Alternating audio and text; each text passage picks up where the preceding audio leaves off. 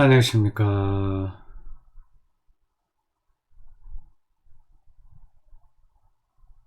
여름 무더위가 이제 좀 지난 것 같습니다. 지금 녹화하는 날짜가 9월 9일 오전 시간입니다. 더울 때 이 파넨베르크 책 읽기를 잠시 멈췄습니다. 다시 시작합니다. 삼위일체에 관한 겁니다. 삼위일체 그 항목만이 아니라 그 다음 하나님의 본질 그 비슷한 거로 되어 있는 챕터까지 카피탈인가 이어가도록 하겠습니다. 이 파넨베르크 조지시나 1권 그 중반서부터 뒷부분까지 계속 이어갑니다. 앞으로 시간이 좀 걸릴 것 같아요.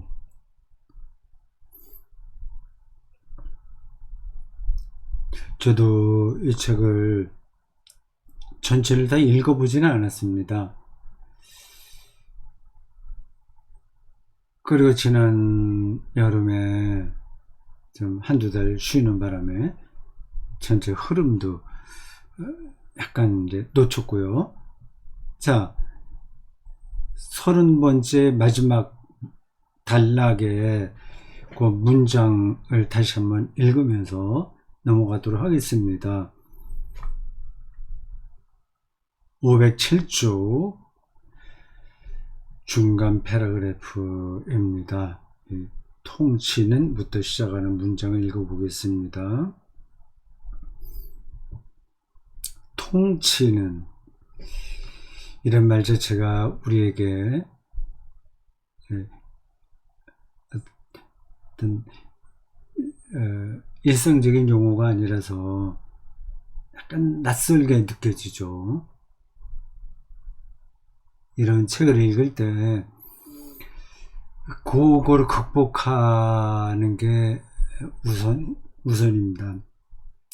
전문적인 용어를 익숙하게 생각을 해야 되죠.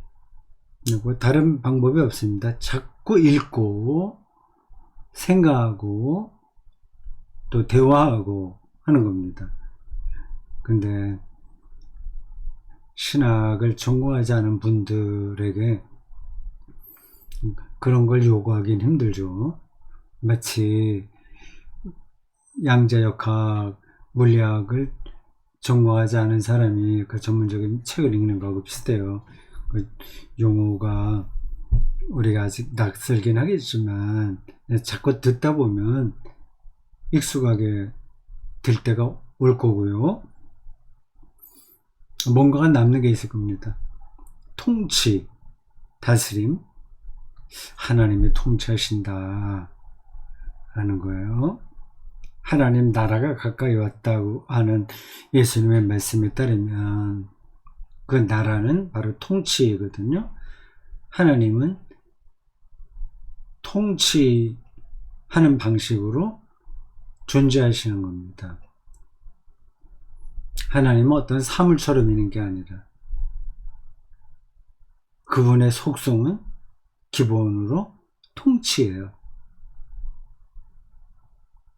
하나님의 통치는 그러니까 사랑 개념하고 좀 비슷합니다. 사랑이 물건이 아니잖아요. 우리가 만질 수 있는 건 아니잖아요. 그러나 그 능력은 있죠. 그 다스림입니다. 힘이에요. 움직임이에요. 어떤 파워를 느끼게 됩니다.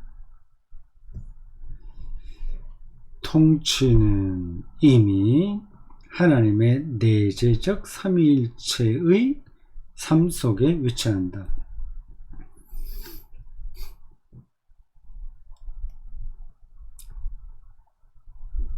삶 속에 위치한다. 이런 것들도 좀 낯설죠. 삼위일체의 삶, 이런 게 와닿지 않은 겁니다. 삼위일체의 생명, 생명, 삶을 생명 한자로 바꾸면 조금 나을 것 같아요. 아니면 내재적 삼위일체 형식 속에 위치한다. 아니면 능력 속에 위치한다. 삶을 능력이라고 생각하는 게 이 문장을 이해하는데 훨씬 더 도움이 될 것 같습니다. 하나님의 통치는 하나님의 내재적 삼위일체, 내재적, 이것도 너무 낯선 표현이죠. 내재적, 그거하고 상반되는 개념은 경륜적이라고 했습니다. 내재적 삼위일체와 경륜적 삼위일체, 요 단어만 좀 기억하시더라도 삼위일체의 신학적 의미를 아는데 큰 도움이 됩니다. 내재적 삼위일체와 경륜적 삼위일체요. 내재적 삼위일체의 능력에 위치한다. 그럼 조금 더 이해하기 좋죠? 즉 자유롭게, 어떻게 제한받지 않는 거예요. 자유롭게 어떤 로마 권력에 의존하지 않고, 혹은 유대교의 종교 권력에 좌우되지 않고 자유롭게 고유하게 하나님의 통치에 복종한 아들, 예수죠. 아들과 자신의 통치를, 다스림을, 혹은 사랑을 아들에게 넘겨준 아버지 사이에 존재하는 상호 관계성 속에 위치한다.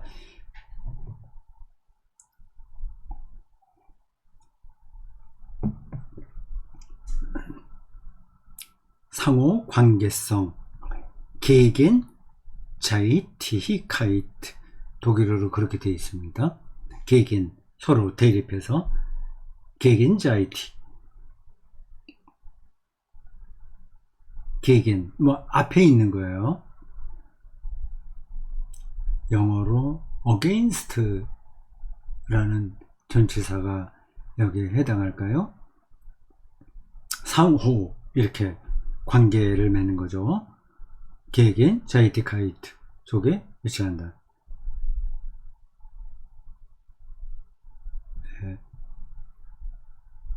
그러니까 하나님의 통치, 창조하셨잖아요. 창조를 보존하잖아요. 생명을 완성하잖아요. 악을 심판하지 않습니까? 그런 통치가 아들과 아버지 사이에 존재하는 상호관계성에 위치한다고 하는 겁니다. 말이 딱딱하긴 해요. 그러니까 한마디로 정리를 하면 이런 겁니다. 예수는 하나님 아버지에게 절대적으로 의존하는 방식으로 하나님 나라를 선포하고 실행했다. 또한 하나님은 아들 예수에게 전적으로 의존하는 방식으로 이 세계를 통치하신다. 그건 말이죠. 자, 그 정도로 하고 새로운 창으로 새로운 패러그래프로 갑니다. 172 각주가 여기 있네요. 그것까지 한 번 더 보겠습니다. 172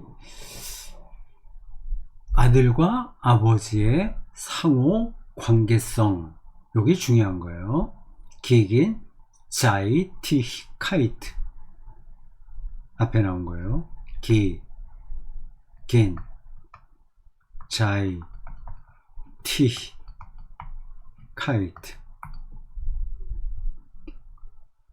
이에 대해서 다음을 보라. 위르겐 몰트만의 책 트리니테트 삼위일체, 우언트, 그리고 라이히 고테스 하나님 나라 혹은 하나님의 통치, 뮌셴 출판사가 있는 도시죠. 뮌헨 가보셨어요? 메르체데스 벤츠 그 자동차 회사가 있는 곳이라고 제가 알고 있습니다. 독일 그 지형을 놓고 볼 때 가장 대표적인 도시가 북쪽으로는 베를린이고 남쪽으로는 뮌헨이죠. 1980년에 나온 몰트만의 책입니다. 삼위일체와 하나님 나라 108쪽 이하 읽어보겠습니다. 하나님 나라는 그러므로 하나의 신적 주체로부터 다른 신적 주체로 넘어가며, 아버지가 신적 주체죠. 예수도 신적 주체죠. 넘어가며 이를 통해 그것의 형태를 바꾼다. 예수 그리스도의 역사적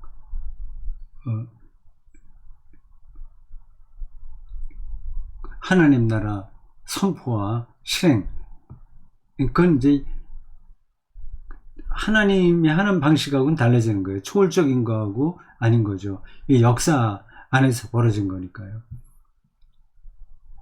하나님 나라가 그 형태를 바꾼다. 몰트만은 다음과 같이 올바로 주장했다. 따라서 하나님의 통치는 교회도 하나님의 통치에 의존해야 됩니다. 교회가 하나님 나라를 독점한다는 생각을 하면 큰 오산이에요.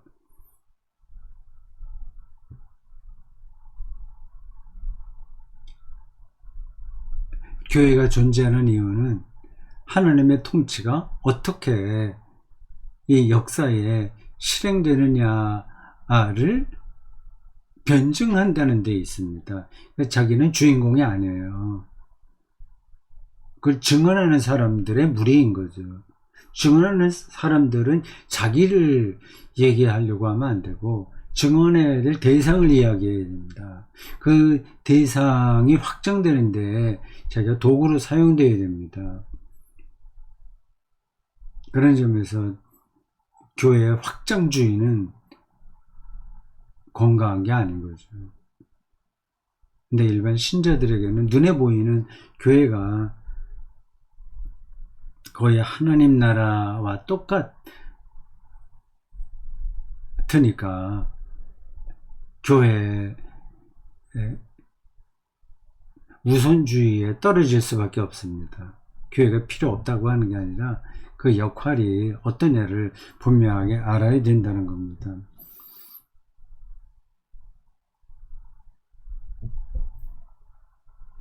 하나님 나라의 통치는 하나님의 내재적 삼위일체의 삶, 라틴어로 썼어요. 속한 것으로 간주될 수 있다는 것이다. 그렇다면 삼위일체성이 하나님 통치보다 앞선다는 명제는 잘못된 것이다. 하나님의 통치가 우선하는 거죠. 자, 새로운 패러그래프입니다. 이와 같은 사택 관계를 기초로 했을 때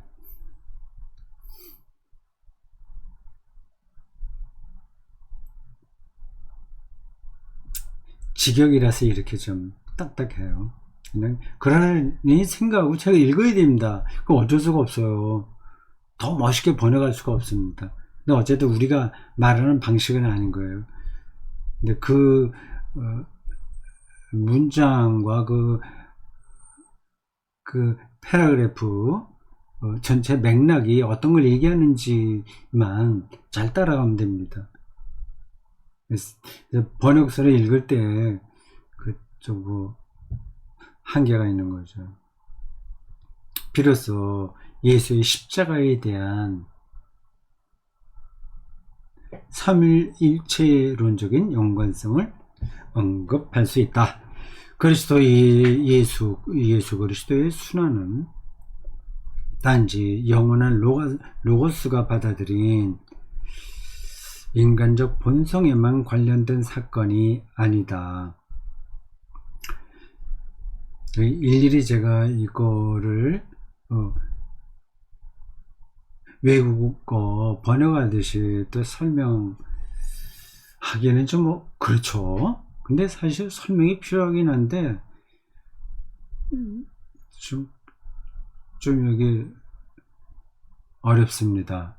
강독한다고 하는데 어느 정도까지 강독을 하느냐 하는 게 저에게 주어진 숙제인 거죠. 제가 개인적으로 읽고만 만다면 그냥 쭉 그냥 읽으면 돼요. 따라갈 수 있습니다. 근데 제 강독을 듣는 분들이 신학 전문가들이 아니라서 이걸 좀 설명을 해야 되나 하는 그 생각 들 때가 많이 있어요. 영원한 로고스, 태초에 말씀이 계시니라 요한복음에 나와 있는 그 로고스입니다. 그 로고스가 예수의 몸을 입었잖아요. 그 성육신이라고 하는 겁니다. 로고스 그리스도론이 있어요. 로고스 그리스도론. 그러한 관계들을 잘 따라가면 신학이 재미있습니다. 이 재미있다는 말은 우리가 몰랐던 어떤 세계가 열린다는 뜻이에요.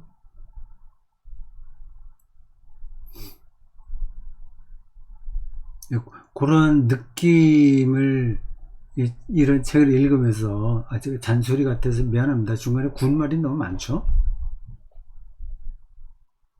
그래서 이런 책을 읽게 되면 참 어려운 대목이 나와도 그러려고 지나가면서 호기심 이런 것들이 계속 나오게 됩니다. 이게 발현되는 거죠. 그거를 이렇게 좀 자극시키려고 제가 좀 노력하고 있는 중입니다. 근데 그게 그냥은 안 되거든요. 모든 가르침이 다 그렇습니다.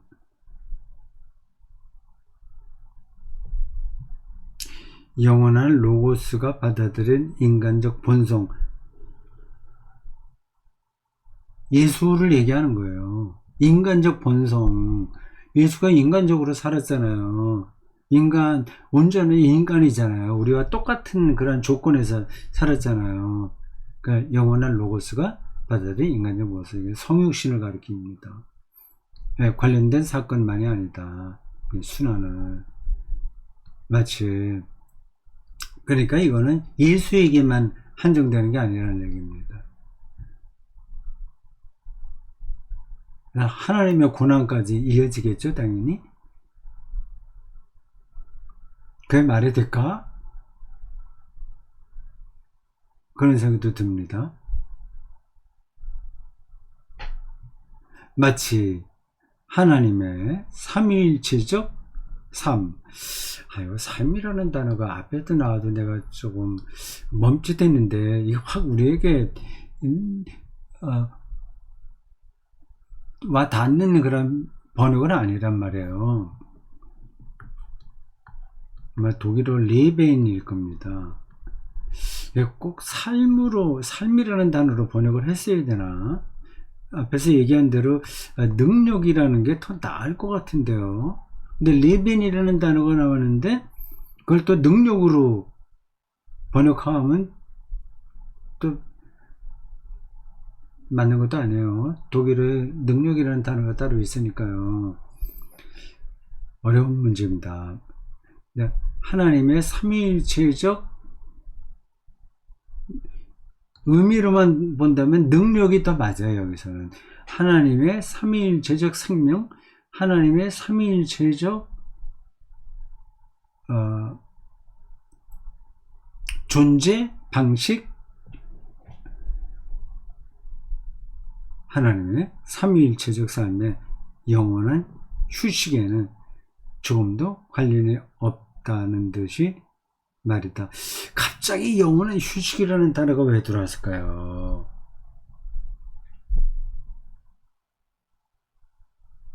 이건 넘어갑시다. 지금 여기서 제가 저거를 붙들고 또 자꾸만 머리를 생각으로 씨름할 수는 없습니다.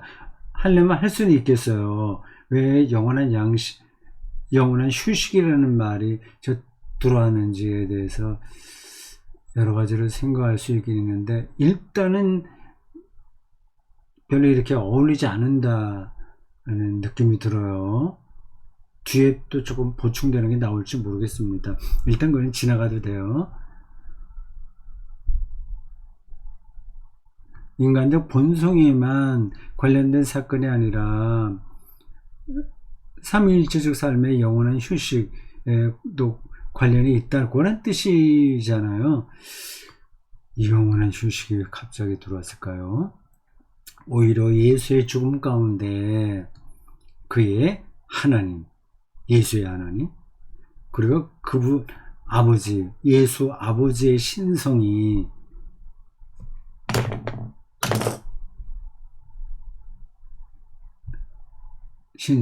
문제가 된다.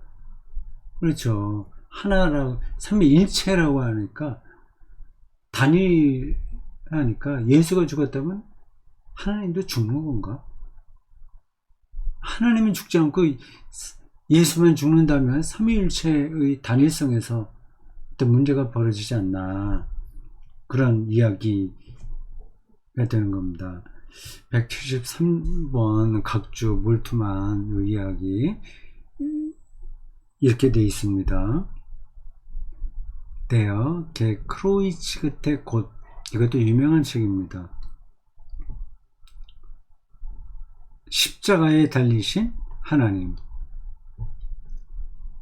부제로 이렇게 되어 있네요. 다스 크로이츠 크리스티, 그리스도의 십자가, 알스 몸으로서, 그룬트 근본, 그리고 크리틱 크리스리히어 테올로기, 그리스도교 신학의 근본과 토대와 비판으로서 그리스도의 십자가, 그런 부제가 달려 있습니다.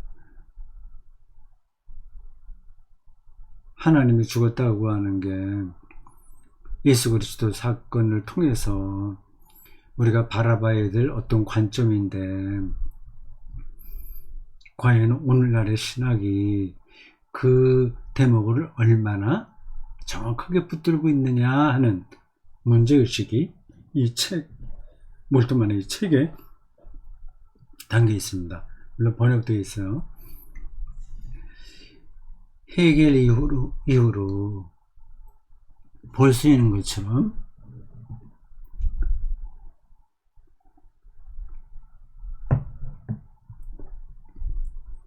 십자가에서의 하나님의 죽음을 통째로 이야기하는 것은 옳지 않다. 헤겔이 저런 얘기를 했어요. 요즘 헤겔 공부를 좀 더 해야 되겠다는 생각을 합니다.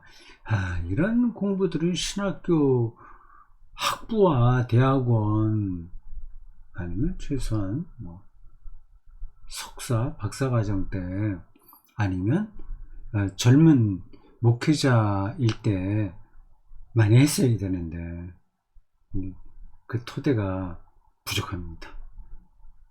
헤겔 책을 제대로 읽어본 게 없잖아요. 그냥 그 사람의 철학에 대한 세컨다리,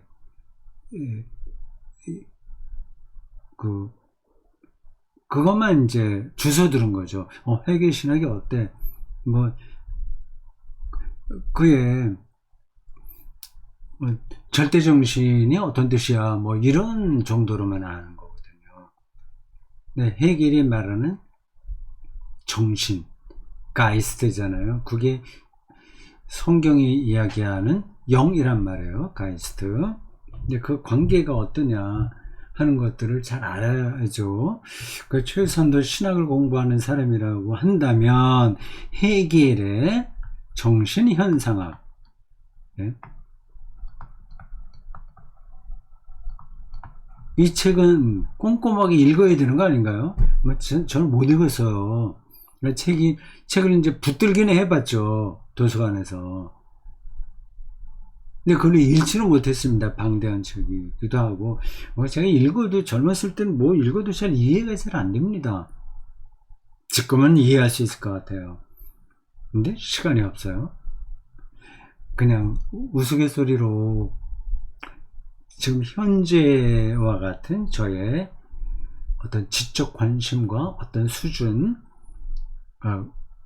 그리고 세계에 대한 이해, 그런 것들이 그대로 유지된 채 한 30살 내외로 제가 돌아갈 수 있다면, 그러니까 어떻게 되는 거예요?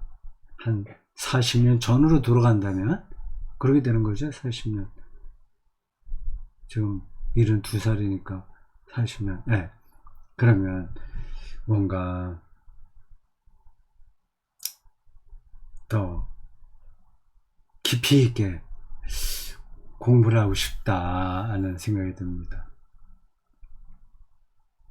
지금 그럴 여유도 없죠. 체력적인 그런 그 에너지 그런 것도 부족하고요. 그러니까 그 모든 공부가 그런 얘기가 있습니다. 엉덩이의 힘으로 한다고요. 엉덩이의 힘. 그건 이제 의자에 앉아있는 시간을 얼마나 버텨낼 수 있냐, 이제 한다는 거예요. 젊었을 때야 뭐 하루 종일 앉아있어도 도서관에서 어려움이 없지만 지금은 뭐 거의 불가능한 얘기입니다. 쓸데없는 얘기를 조금 했죠. 지금이라도 이 책은 제가 한번 읽어볼 생각이에요. 정신현상. 기독교에서 얘기하는 성령론, 신론, 그런 것들을 우리는 헤겔이라는 관념론 철학자의 대가의 생각을 통해서 더 폭넓게 이해할 수 있는 거예요. 혹시 이 강독을 듣고 있는 젊은 목회자들이나 신학생들이 있다면 이거 헤겔의 정신현상학 꼭 읽어보십시오. 직접 읽지 못한다고 하더라도 지금은 유튜브에서 저거를 소개하는 데도 많이 있을 겁니다. 그렇게라도 한번 들어보십시오. 그렇게 해서는 한계가 있겠죠. 아니면 유튜브 중에서 신학자가 하는 거를 찾아서 신학자가 저 책을 소개한 그 영상이 있다면 그걸 한번 보시기 바랍니다. 언제 여유가 된다면 제가 헤겔의 저 책을 강독하는 방식으로 저희 유튜브에 올려보겠습니다. 잊어버리지 말아야 되겠는데 파넨베르크 끝나면 저걸 할까요?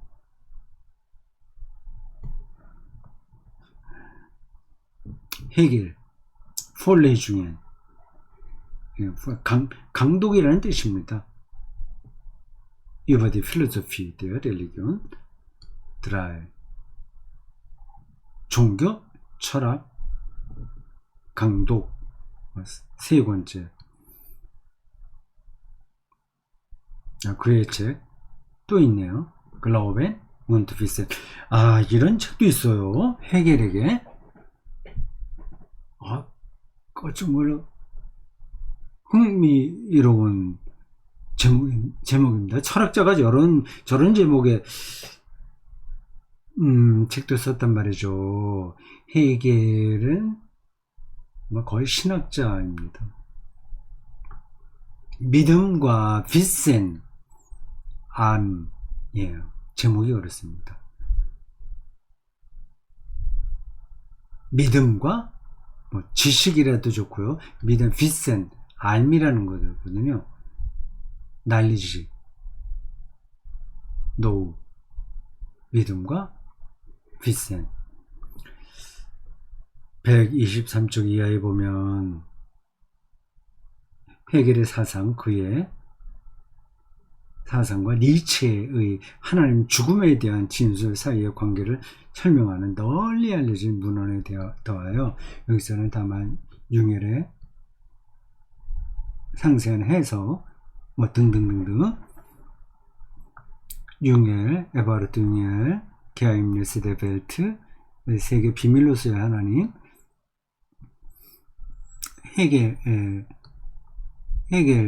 헤겔스포르트, 헤겔의 말, 곧 젤비스테이스 토트, 하나님 그분이 죽었다 하는 언급되어 있다 이런 얘기입니다. 여기도 여기에 열거된 몇몇 사람들의 철학자와 신학자 이름만이라도 신학을 전공하는 사람들은 꼭 기억해 두십시오. 헤겔, 융엘, 윙엘, 니체, 이런 사람들이요.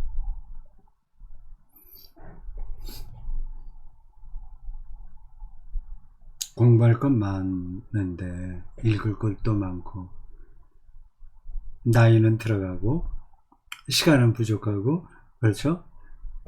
근데 그렇게 아무리 많이 알아도 뭐 사실은 어떻게 보면 별거 없어요.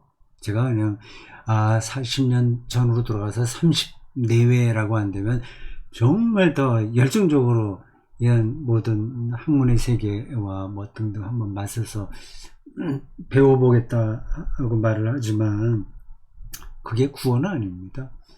그냥 많이 알아도 늘 부분이에요. 아무리 많이 알아도 일부만 아는 거예요. 그래도 그 일부를 아는 기쁨이 있는 거죠. 지금 시간이 쓸데없이 말을 많이 하다가 지나갔네요. 오늘 여기까지 했습니다. 새롭게 시작을 해서 약간 중원본 다른 이야기가 많았습니다.